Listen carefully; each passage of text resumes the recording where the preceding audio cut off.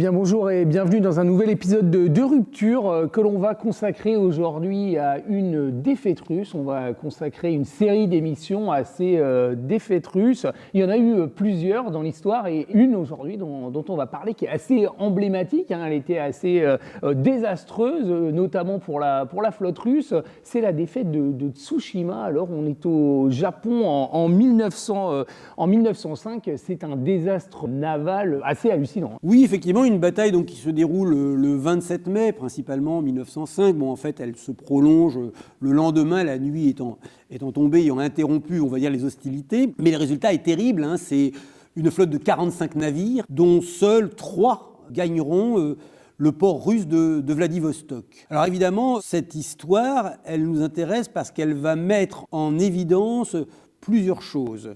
Tout d'abord, je pense, une certaine arrogance, celle d'un empire russe qui regardait les petits hommes jaunes, comme ils les appelaient, les macaques. Le terme a été utilisé à l'époque, il suffit de regarder les affiches de propagande russe pour en prendre toute la mesure. Et donc ça a été effectivement une douche froide, car ces petits hommes jaunes, entre guillemets, ont clairement et carrément vaincu, en effet, le gigantesque empire russe. Et puis, c'est aussi révélateur de faiblesses internes, de problèmes logistiques d'ailleurs, que l'on retrouvera dans un autre conflit, la Première Guerre mondiale. Alors Thierry, on va revenir sur les origines de ce conflit. Vous m'avez dit en préparant cette émission, c'était dû d'abord à la confrontation de 2 impérialismes. Tout à fait. Et on peut commencer par parler bien sûr de celui qui est primordial, si je puis dire, dans cette affaire, c'est l'impérialisme russe. En fait, depuis le XVIe siècle, la Russie s'est étendue vers l'Est. Dès le siècle suivant, elle a déjà atteint le Pacifique, mais elle l'atteint dans des contrées, la mer d'Okhotsk, le détroit de Bering, où malheureusement les ports éventuels qu'on pourrait y aménager sont bloqués par les glaces. Donc là, on est face à une problématique importante qui est celle de l'accès à des mers chaudes. Le problème, c'est que l'Empire chinois, qui est la grande puissance extrême-orientale au XVIIe siècle, a stoppé cette expansion vers le sud, car c'est bien sûr vers le sud que la Russie aurait pu, en effet, aménager un tel port, un tel établissement portuaire. C'est le traité de Nertchinsk de 1689 qui bloque l'avancée russe au nord du fleuve Amour. Ce qui veut donc dire que cet objectif ne pourra pas être rempli, mais je dirais qu'à l'époque, ça n'a pas encore véritablement cette importance. Pourquoi ? Parce qu'à l'époque, mer chaude, ça rime d'abord avec mer Noire. Et donc, par conséquent, la zone Pacifique n'est pas prioritaire. Mais les choses changent, car évidemment, les rapports de force évoluent. La Chine, qui a peu évolué technologiquement, se trouve débordée au XIXe siècle par les appétits européens et entre autres russes. Appétit qui se manifeste par un traité, le traité d'Aïgoun en 1858, par lequel justement le traité de Nertchinsk est aboli et donc c'est l'accès pour les Russes à la Mandchourie. Et la Mandchourie, on se rapproche de contrées beaucoup plus méridionales. C'est dans ce contexte que va être réalisé le port de Vladivostok. Mais même le port de Vladivostok, on est encore à des latitudes très élevées. Et donc, il faudrait aller un petit peu plus au sud de la Mandchourie, pour que véritablement les choses deviennent intéressantes. Donc, on le voit, il y avait donc de la part de la Russie cette volonté d'atteindre des territoires plus méridionaux du côté de la Chine et de la Corée. Alors, vous m'avez parlé de l'impérialisme russe, il y a aussi évidemment en face l'impérialisme japonais. Tout à fait, sans lequel il n'y aura pas eu de bataille de Tsushima. Alors là, par contre, c'est une surprise, effectivement. Surprise d'ailleurs que, visiblement, les Russes n'avaient pas bien appréhendé, alors qu'on pouvait quand même le faire un petit peu. Bon, le Japon, en fait, comme la Corée, comme la Chine, s'est trouvé, je dirais, contrainte par ce qu'on appelle des traités inégaux de la part de ces puissances européennes, occidentales, auxquelles il faut rajouter d'ailleurs les États-Unis. Et donc, c'est en 1853 que le Commodore Perry, un Américain, va forcer le port de Tokyo et obliger justement les Japonais à signer ce traité inégal. Alors, ça aurait pu se terminer comme ça, un peu comme en Chine et en Corée, où les puissances occidentales auraient pu s'implanter rapidement. Mais là, il y a eu une réaction.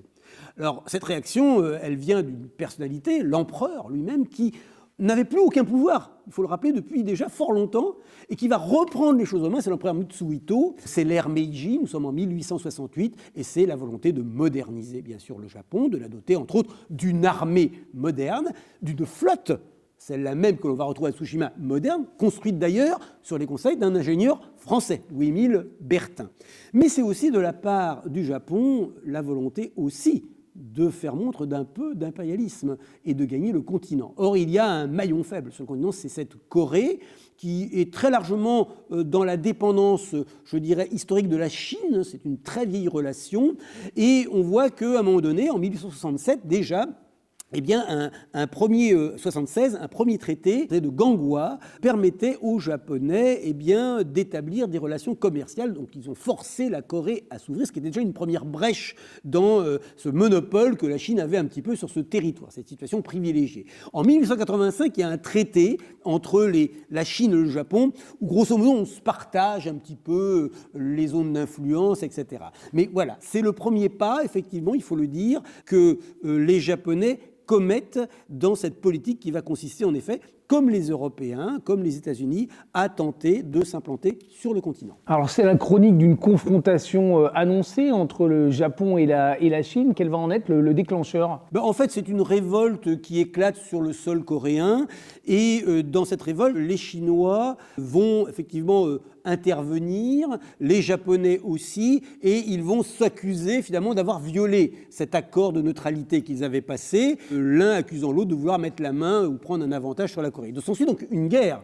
qu'on appelle la première guerre d'ailleurs sino-japonaise, il y en aura une autre en 1937, et cette guerre est très brève, elle ne dure finalement qu'un an et demi, et la Chine est écrasée par cette armée japonaise moderne. C'est là qu'on voit déjà la réussite finalement de cette métamorphose que le Japon a effectuée à cette époque. S'ensuit un traité, le traité de Shimonoseki, par lequel, d'abord, effectivement, le Japon se retrouve désormais en situation dominante en Corée, exit la Chine, il récupère aussi le Japon Formose. Taïwan, donc, et les îles Pescadores. Et ça allait même plus loin, puisque les Chinois concédaient la péninsule de Liaodong, où se trouvait un tout récent arsenal qui s'appelle le Port Arthur, qui avait été aménagé en 1884. Donc voilà, on voit là une nette avancée des Japonais, mais c'était sans compter sur d'autres appétits. Oui, parce que les puissances, notamment la Russie au premier chef, va empêcher le Japon de profiter pleinement de sa victoire. Complètement, évidemment.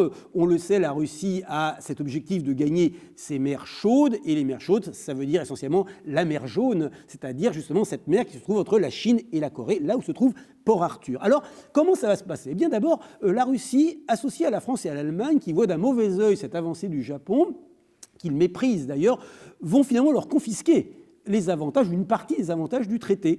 Et finalement, le Japon ne pourra pas s'implanter à Port Arthur, la péninsule du Liaodong, effectivement, donc du coup, reste entre les mains des Chinois. Mais les Chinois, qui ont une grosse dette du fait de leur défaite, ont besoin d'argent. Ils vont le demander à la Russie, qui d'ailleurs elle-même va se tourner vers la France, les fameux emprunts russes, bien entendu.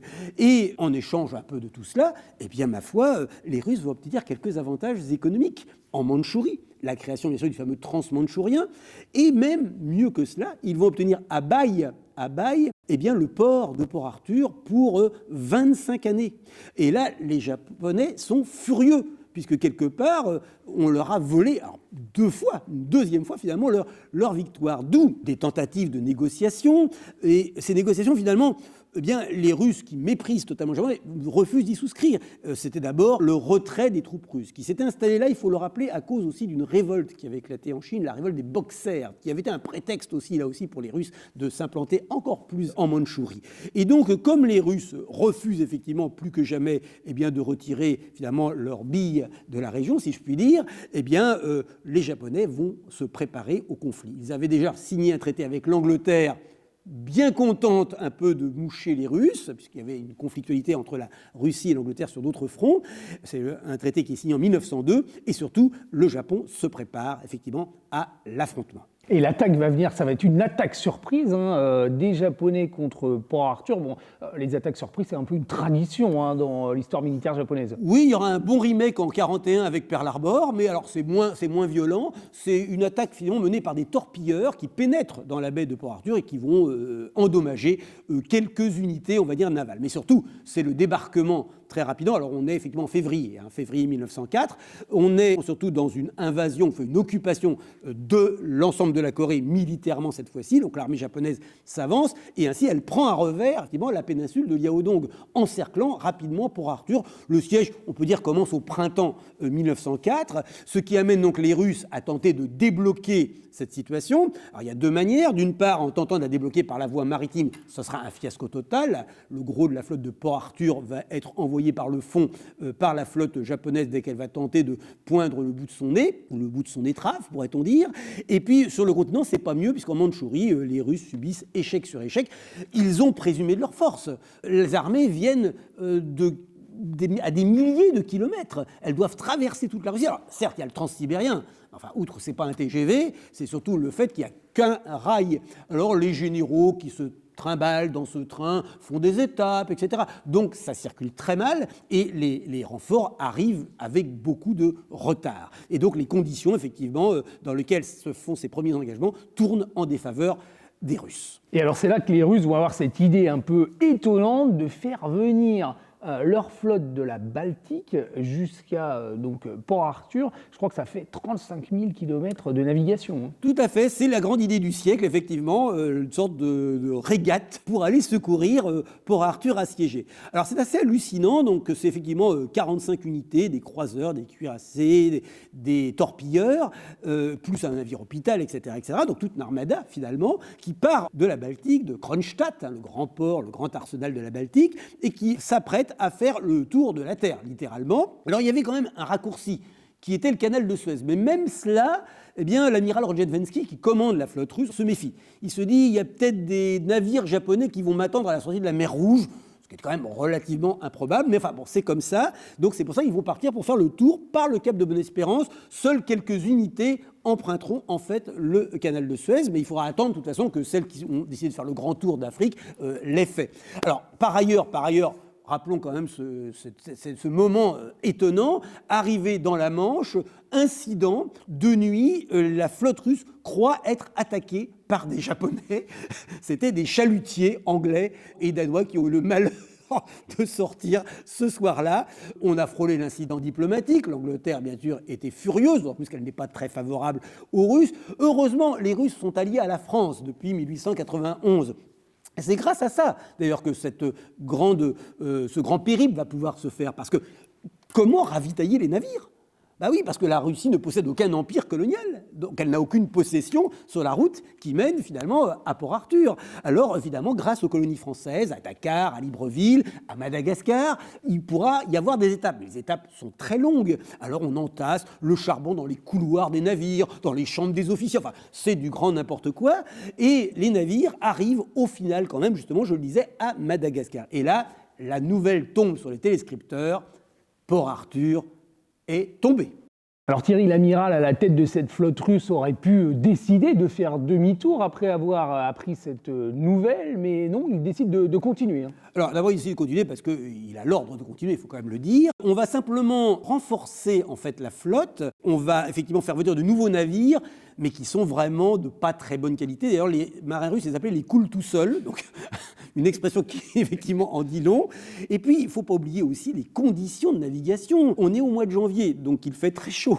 Là où on est dans l'hémisphère sud, les marins souffrent de la chaleur, les conditions de vie sont très médiocres. En plus, il faut le reconnaître, quand ils sont partis, c'est un peu dans la précipitation. Donc les marins sont pas très bien formés, c'est des moudjiks qu'on a récupérés un peu comme cela. Certains éléments, même les télémétreurs de l'artillerie, sont pas encore tout à fait au point. Les navires, donc, en fait, ne sont pas vraiment équipés pour affronter finalement une flotte moderne comme l'est la flotte japonaise. Mais c'est pas grave, on décide quand même de continuer le projet.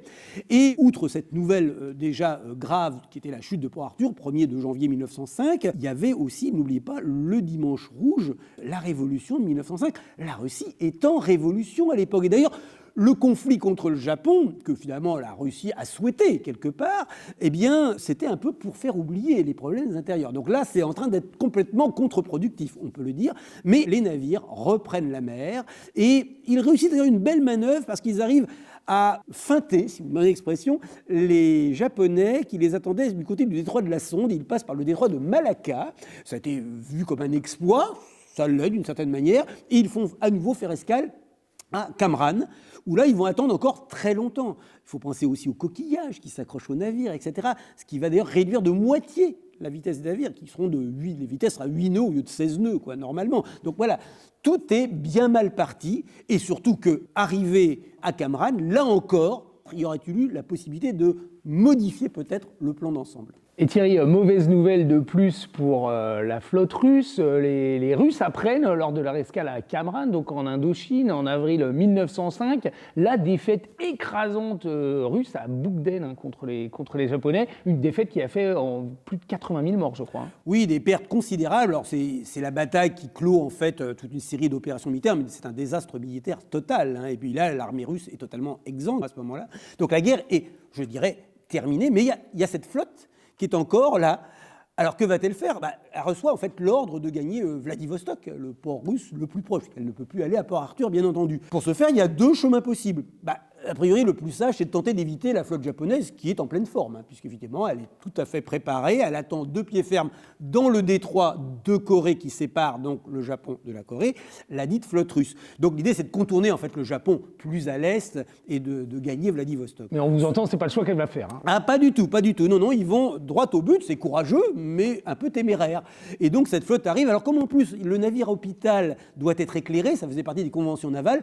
Du coup, il n'y a pas de problème. Ils étaient donc en feu de croisement, donc vous pouvez les voir sans problème arriver. La flotte japonaise est dans l'attente d'un petit port, effectivement, du sud de la Corée, et donc dès qu'ils apprennent la nouvelle, effectivement, dans la nuit du 27 au 28 mai 1905, évidemment, la flotte japonaise sort pour bloquer, bien sûr, le passage, et par une manœuvre extrêmement subtile, qu'on appelle barrer le T, c'est-à-dire en fait se placer perpendiculairement à la ligne russe. Elle va devoir s'y prendre à deux fois, mais avec succès. Et même si les Russes se défendent, tous les problèmes que j'évoquais, la vitesse, évidemment, en plus l'absence de stratégie, puisque le commandement, Rozhdestvensky avait dit, bon, votre mission, c'est de gagner Vladivostok, mais c'est pas un plan de bataille, ça, c'est un plan de fuite. Et donc, par conséquent, ça a été un désastre. En plus, il faut préciser que même si parfois les canons russes faisaient mouche, ce sont des obus perforants. Donc on ne voit pas, il n'y a pas de fumée, donc on ne voit pas bien s'il y a eu un impact, donc on ne peut pas recalibrer. Alors que par contre, les obus japonais faisaient beaucoup, étaient plutôt incendiaires, et donc on voyait tout de suite l'impact. Donc ça a un peu démoralisé, je pense, aussi la flotte russe, mais qui par ailleurs n'avait quasiment aucune chance de s'en sortir. L'amiral Rozhdestvensky est blessé de toute façon dès le début de la bataille, donc il est hors jeu. Et de surcroît, on peut dire que, disons, en 2-3 heures, les jeux étaient faits. Après, c'est un jeu de massacre. Bon, les Russes se défendent courageusement, il faut le dire, mais la flotte est envoyée par le fond. Donc ça sera la stupeur partout. Alors au Japon, bien sûr, c'est la joie et la bonne humeur comme on l'imagine, mais en Europe, tout le monde est sidéré par ce qui s'est produit, et je ne parle pas, bien sûr, de l'ambiance en Russie à ce moment-là. Donc une victoire, bien sûr, à plat de couture, qui évidemment remettait largement à sa place la Russie, qui s'en sort malgré tout assez bien, puisqu'au traité de Portsmouth signé aux États-Unis, oui aux États-Unis, parce que les Américains eux-mêmes sont méfiants, ils se disent ouh, les Japonais prennent un peu trop d'avance, donc on va un petit peu réduire les choses, bon, mais quand même les Japonais obtiennent le sud de l'île de Sakhalin, et ils obtiennent de s'implanter clairement et définitivement en Corée. Ils ne l'ont pas encore annexé, mais c'est déjà presque chose faite. Donc c'est désormais finalement une position très forte qu'ils ont en Extrême-Orient. Et par contre, il faut le dire, du côté de la Russie, il en va tout autrement. Est-ce que ça a des conséquences pour le régime russe dans son fonctionnement interne ? Est-ce qu'il va y avoir des réformes aussi sur le plan militaire après ce désastre ? Justement, c'est le moment où, avec la révolution de 1905, se pose le problème de la réforme de l'autocratie du tsar. Parce que tout cela, c'est quand même aussi l'échec d'un système où il y a peu de dialogue, où tout le monde finalement se plie devant l'autorité, et ça peut expliquer beaucoup de dysfonctionnement en fait de cette armée.